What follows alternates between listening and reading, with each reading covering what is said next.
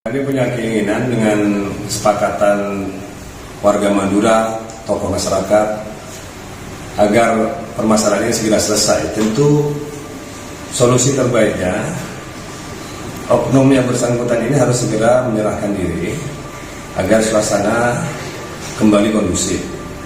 Itu sih harapan saya dengan teman-teman, terutama para tokoh.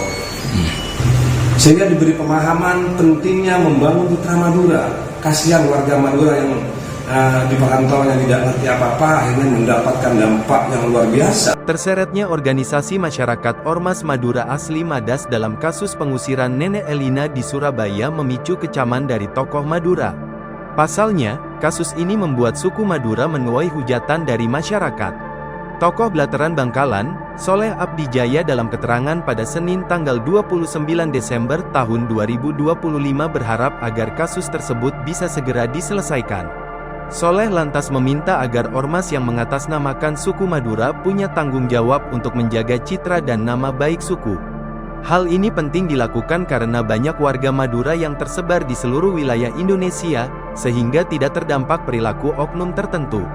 Lebih lanjut, Soleh berpesan pada ormas yang mengatasnamakan Madura untuk mengganti nama jika tak mampu mengevaluasi dan membimbing anggotanya. Sementara itu, Ketua Madas Serumpun Kabupaten Pamekasan, Abdus Samad mengungkapkan bahwa organisasi Madas pecah jadi 3 kelompok pada 2022.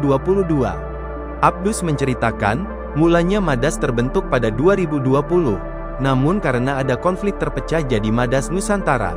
Lalu pada 2025, Madas Sempun kembali pecah jadi Madas Sedarah.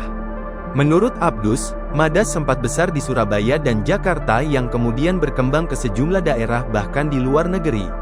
Terkait kasus pengusiran Nenek Elina, Abdus menyebut oknum yang terlibat bukan berasal dari kelompoknya. Ia menegaskan bahwa tugas Madas melakukan pendampingan terhadap masyarakat dan selalu hadir untuk membantu.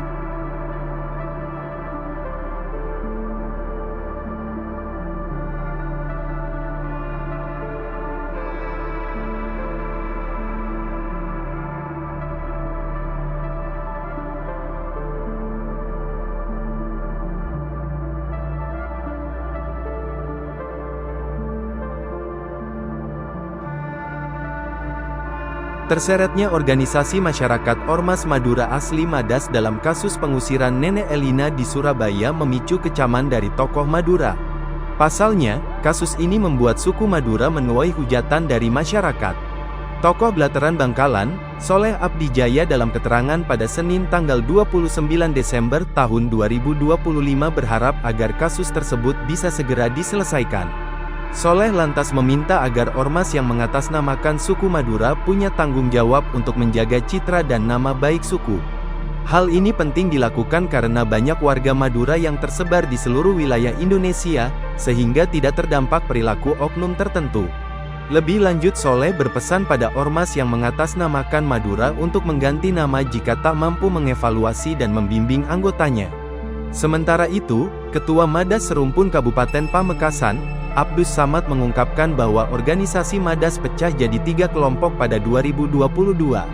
Abdus menceritakan, mulanya Madas terbentuk pada 2020, namun karena ada konflik terpecah jadi Madas Nusantara.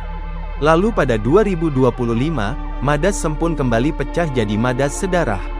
Menurut Abdus, Madas sempat besar di Surabaya dan Jakarta yang kemudian berkembang ke sejumlah daerah bahkan di luar negeri. Terkait kasus pengusiran Nenek Elina, Abdus menyebut oknum yang terlibat bukan berasal dari kelompoknya. Ia menegaskan bahwa tugas Madas melakukan pendampingan terhadap masyarakat dan selalu hadir untuk membantu.